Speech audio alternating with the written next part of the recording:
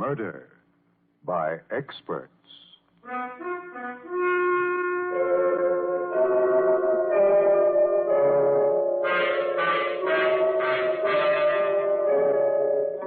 The Mutual Broadcasting System presents Murder by Experts, with your host and narrator, the noted mystery writer, Brett Halliday. Mr. Halliday is creator of the world-famous detective character, Michael Shayne, author of 25 mystery novels, and whose latest work, This Is It, Michael Shayne, has just been published. This is Brett Halliday. Each week at this time, Murder by Experts brings you a story of crime and mystery which has been chosen for your approval by one of the world's leading detective story writers. This time, our guest expert is the noted mystery novelist Lenore Glenn Offord. From her wide knowledge of the field of mystery, Miss Offord has chosen a tense and dramatic tale of a man who found himself enmeshed in a web of jealousy and violence, with an ending he didn't foresee, as written by George and Gertrude Fass. And now we present John Sylvester and Joyce Gordon in Freeze a Crowd.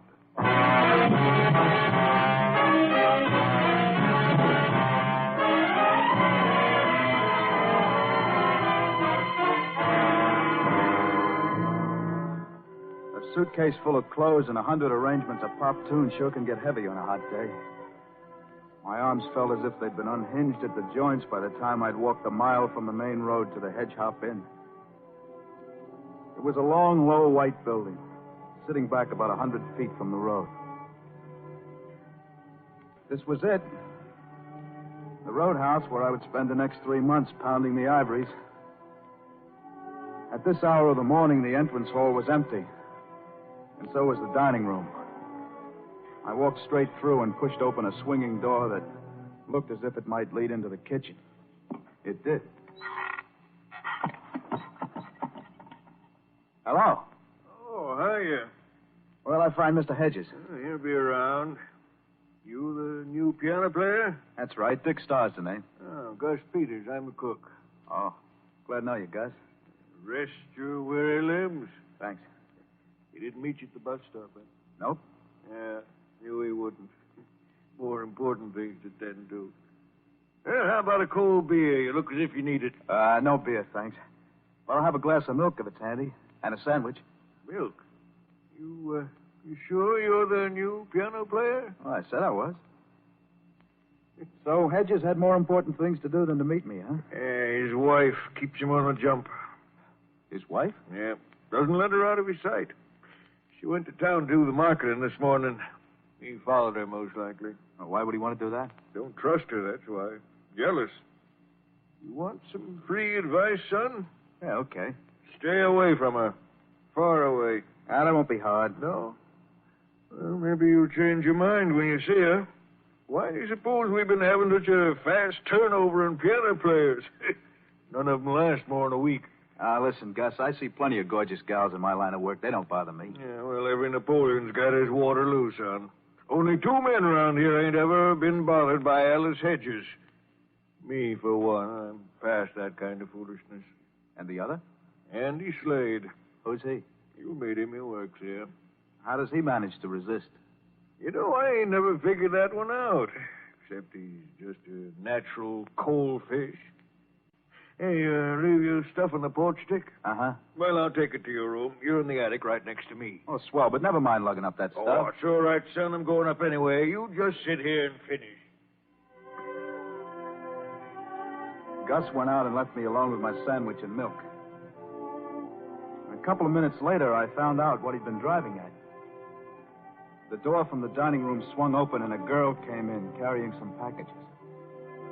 She walked over to the table and put them down before she said anything.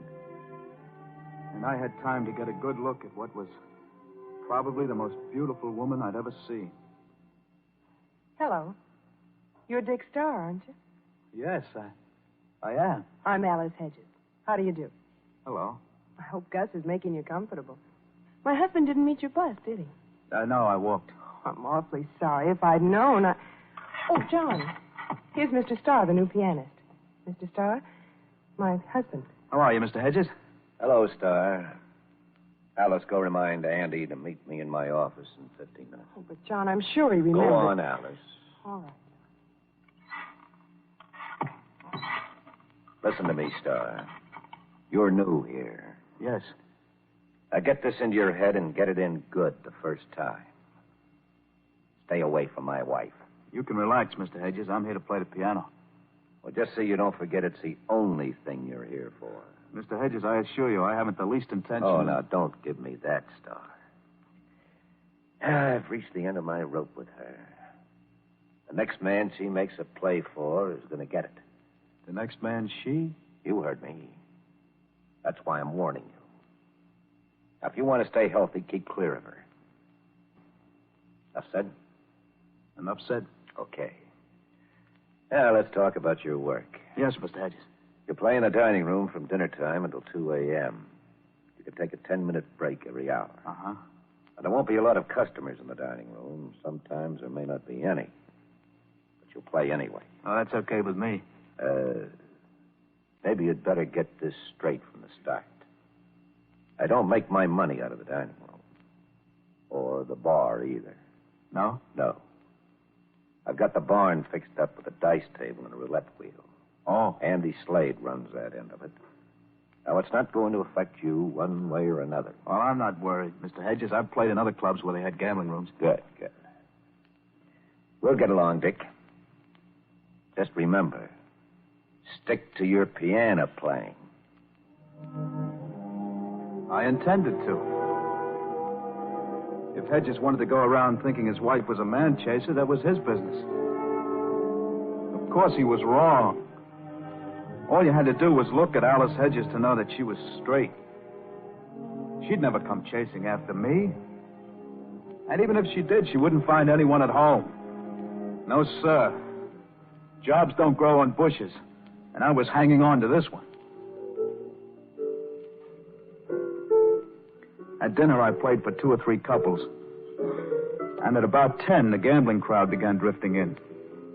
They'd have one drink at the bar and then head out toward the rear where the barn was. I went to have a look during one of my 10-minute breaks. That's when I met Andy Slade. He was tall and good-looking in a pasty way and handled the roulette wheel with an easy air. He grinned when Hedges introduced us. But I felt sure he wouldn't know me again the next time we met. So, this was Andy Slade. The only man outside of old Gus that Hedges could trust. At 2 a.m, I quit and went into the kitchen for a glass of milk. Alice was there, alone. Hello, Dick. Did you want something? No, thanks. I guess I'll be going up to bed. But you must have come in for something. A glass of milk? Don't be bashful. Well, all right. Thanks a lot. I suppose my husband told you. Told me what? That I'm no good. He did, didn't he? Oh, No, nothing like that. No use, Dick. He tells everybody. Well, he might have said something, but I just let it blow over my head. What do you think, Dick? About me, I mean. From what you've seen of me. Do I look like that kind? Well, certainly not. You look like a nice girl to me, Mrs. Hedges. A very nice girl. You really mean that? I know you do. You can't imagine how much it means to me to hear you say that. John is so crazy with jealousy. And he has no reason, absolutely no reason. Makes me so miserable. Always spying on me, always following me. Gosh, that's a shame. Dick, see that lake out there? Yes? It's big and blue and deep. Someday that's where I'm going. That's one place he won't follow me. Oh, don't talk like that, Mrs. Hedges. That's no way to solve anything. Would it really matter to anyone? What? Sure. It wouldn't matter to John. He doesn't love me, really. Jealousy is just sort of a disease. I haven't anyone else. It would matter to me, Mrs. Hedges. You?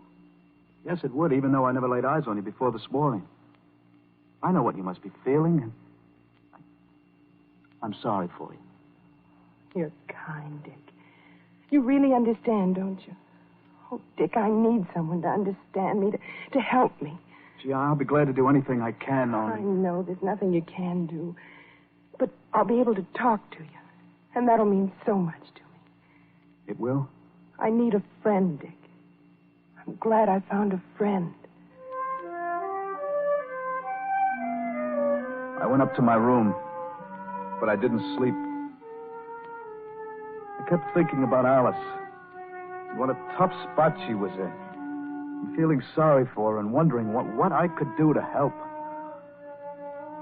But 5 hours of tossing didn't help solve her problem any. I got up, washed, shaved, and dressed, and started down for breakfast. And then I noticed a piece of paper lying just inside my door.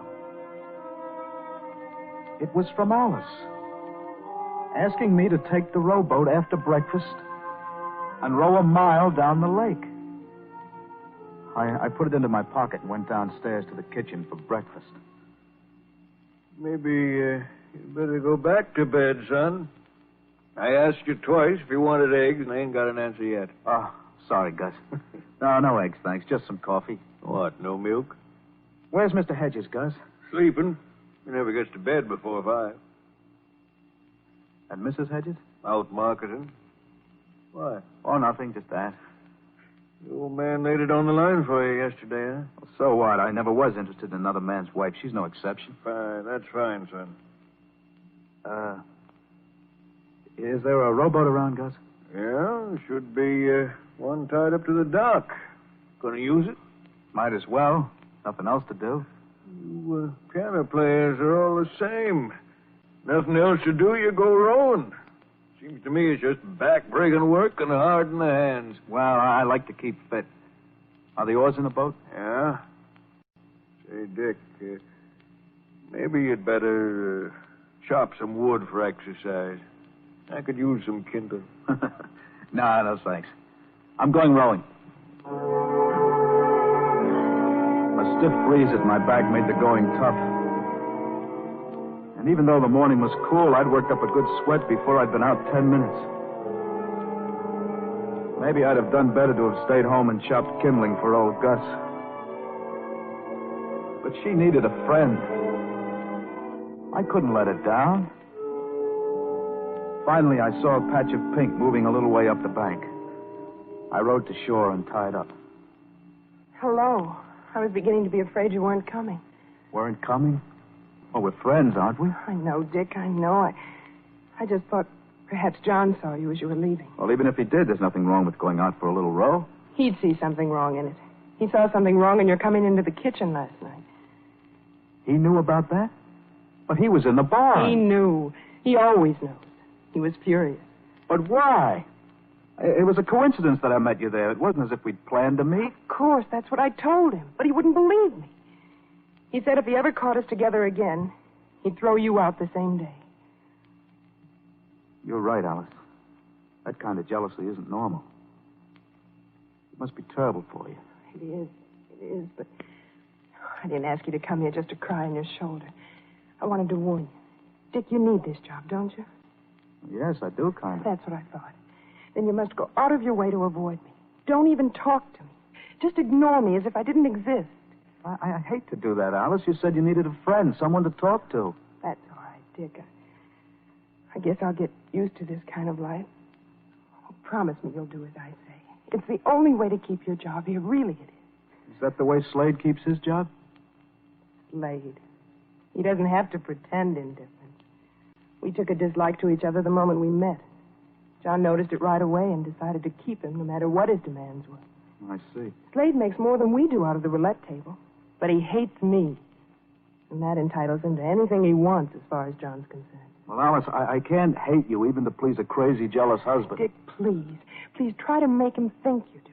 I'll help you. I'll avoid you, too. And go on living in solitary confinement? But look, this is America, Alice. This is the 20th century. That man has no right to keep you a prisoner in your own house.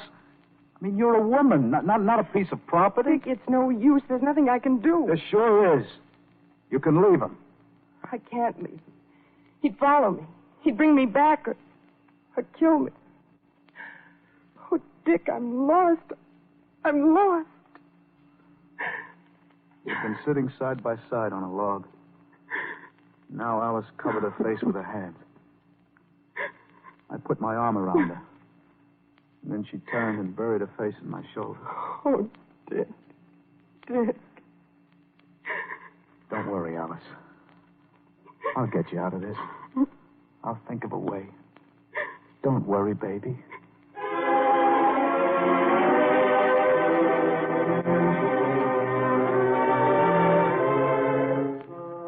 Alice, driving the car, got back to the inn sooner than I did in the rowboat. Gus winked at me when I walked into the kitchen and nodded toward the dining room. Through the closed door, I heard their voices. I say you're a rotten liar. You couldn't have spent 2 hours in town shopping, no matter how crowded it was. Who'd you see when you got there?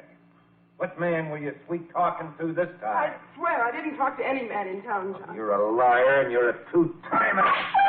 That'll show you. That low down. Take it easy, son. I'll break his neck. Don't be a fool. You know he ain't altogether wrong, don't you? He is wrong. He's a lunatic. That's what he is. Well, maybe he is and maybe he ain't. But she's his wife, and you've got no call button in. I'll butt in, all right. In my own time and in my own way.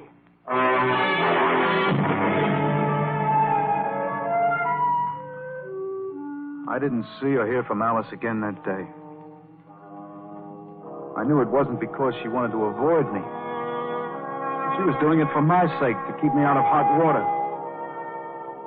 But the next morning I felt I had to see her. And I had a hunch she wouldn't be too hard to find. After breakfast, I went down to the boat dock. The boat was there, but the oars were missing. I went back to the kitchen and asked Gus where they were. Oh, the oars, huh? Well, there's a funny thing about them. I happened to notice that they had something wrong with them. I figured if you use them again, you might get hurt. So I just put them where they won't cause no trouble. No, stop being smart, Gus. Let's have them. Look, what's the sense of getting blisters on your hands?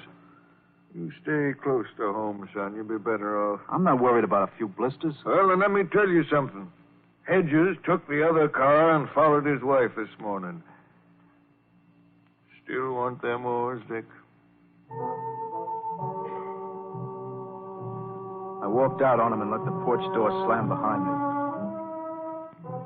I'd wanted to tell Alice about the idea that had come to me at about 3 that morning.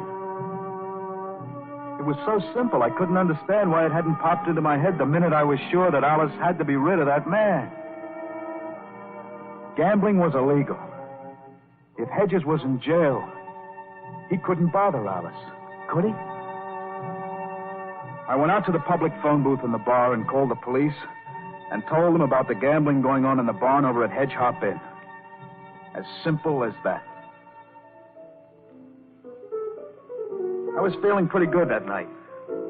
Playing to an empty dining hall and thinking how pretty soon Alice's troubles would all be behind her. With that precious husband of hers safe behind bars.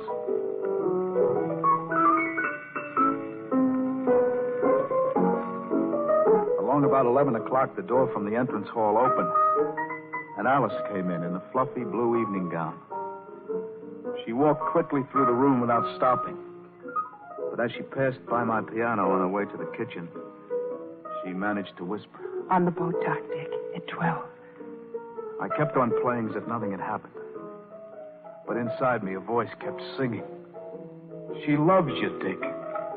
She tried to keep away, but she couldn't. She loves you. She'd never risk a rendezvous on the boat dock if she didn't. She loves you.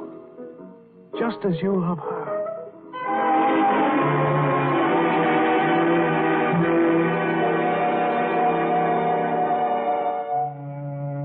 At 5 to 12, I was on the dock.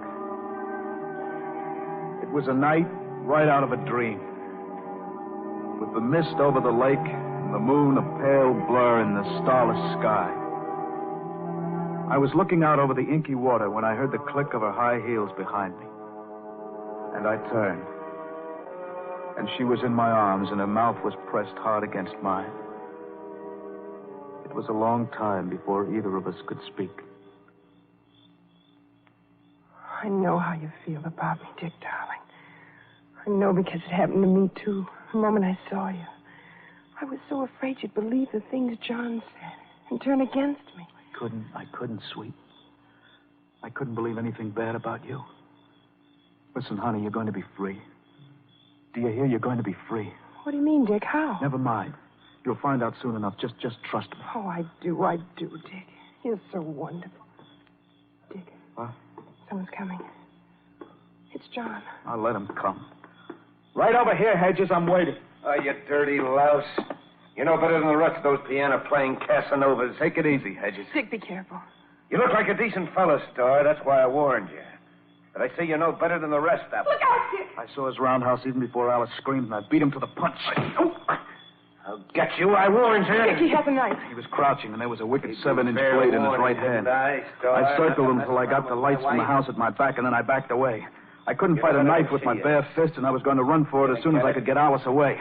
Alice, get into the house. Lock yourself in and call the police. You'll be fish bait before they get here, and so will she. I could see him tense for the spring, and then I felt something heavy being pressed into my hand. Use it, Dick. Use it quick. Hedges jumped, and I swung at the same minute.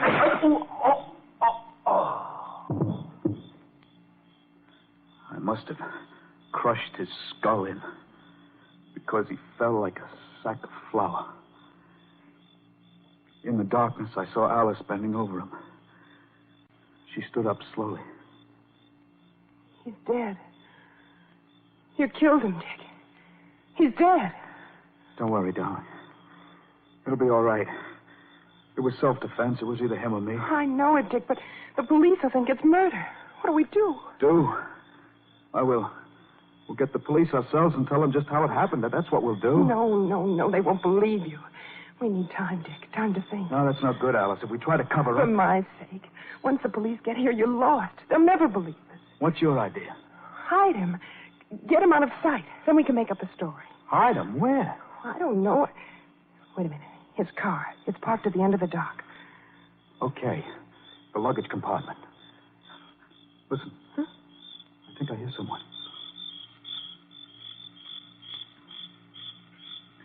We stood and listened. But there wasn't a sound except the crickets, shrilling so loudly the noise seemed to beat inside my brain. So we dragged Hedges' body off the dock, and I carried it to the car. Luckily, there wasn't any blood. I pushed it into the luggage compartment and closed the lid. It would be safe there until I could think of something to do with it. Then we separated. I went back to my piano while Alice gave the people gambling in the barn some story about Hedges suddenly getting sick.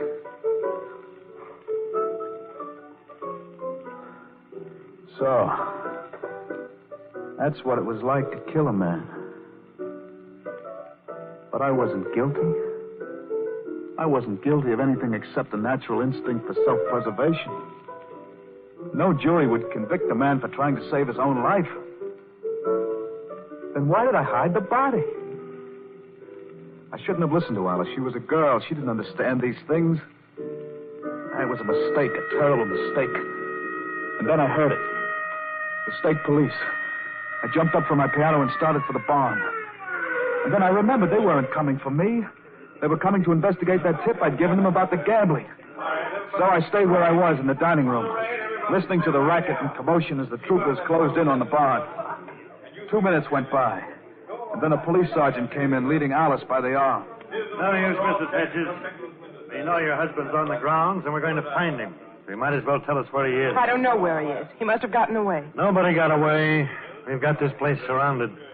2 of my men are looking through the house now. We'll find him if we have to tear the place apart. Who's this? Dick Starr. He plays the piano here. Uh-huh. Sergeant, would it be all right if I left? I had nothing to do with the gambling. We're taking everybody in, Bud. Sergeant, could I talk to you alone for a minute? Sit down over there, Mrs. Hedges.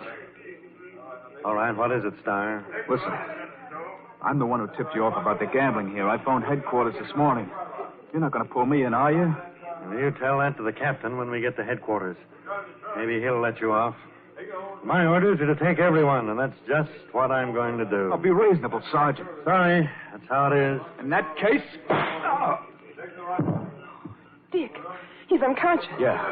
I've got to get out of here. I've got to get that car away. Do you think you can? I'll have to, or we'll be facing a charge of murder. I'll be back as soon as I've managed it. I slipped out and, keeping to the shadows, made my way to the car. And then they saw me. Stop there! Stop!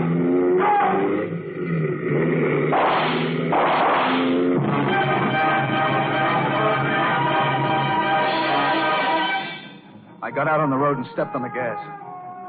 Behind me, I heard the roar of motorcycles as some of the troopers came after me. I kept my lights off, hoping to lose them in the dark when I hit the highway. But if they couldn't see me, I couldn't see anything at all. The black outside came rushing at me. And suddenly the ground fell away. The last thing I heard was a crash of glass.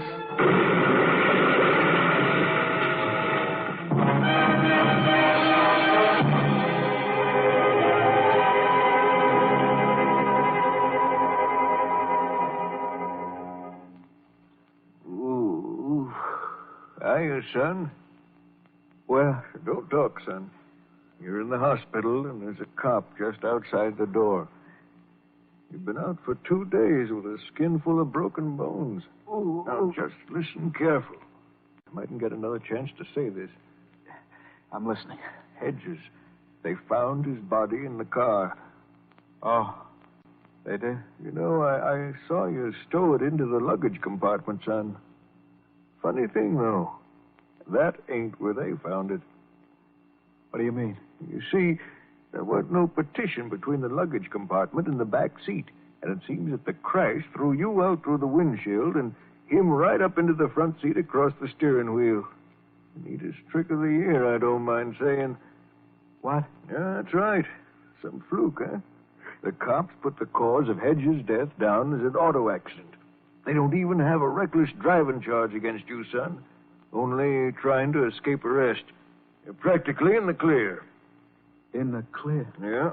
That's why I've been sitting here for 2 days waiting for you to come to. Couldn't let you spill the beans. Oh, that's great. That's wonderful. What about Alice? You still got her on your mind, eh? Well, I hate to tell you this, but you better forget about her. What do you mean? What do you mean forget about her? We're in love. Yeah, maybe you are. She ain't. She framed that fight with Hedges. Are you crazy? She knew he was following her when she went down to the dock to meet you. She knew he'd pull a knife, and she had the club handy for you to use. She'd come out on top no matter which one of you won. Where is she? Now, son, ain't I telling you? If you killed him, that was okay with her. If he killed you, that wouldn't have bothered her none. She'd have had a fry for her murder. Either way, she was rid of him. Where is she? All right. All right, if you insist. She went away to get married. Yeah. What? To Andy Slade. Slade? I always figured him for a cold fish. And I was wrong. It was just an act. An act? Yeah. She set you and them other piano players up as decoys for Hedges. But all the time, it was Slade she was after.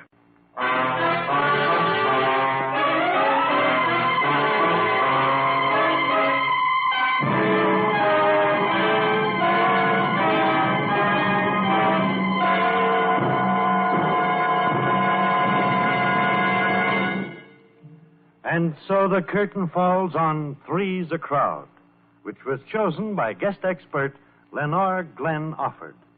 Miss Offord is author of the recently republished mystery novel, The Smiling Tiger. Next week at this time, Murder by Experts brings you a story of 3 killers and a victim who refused to die, as selected for your approval by one of the world's foremost detective story writers.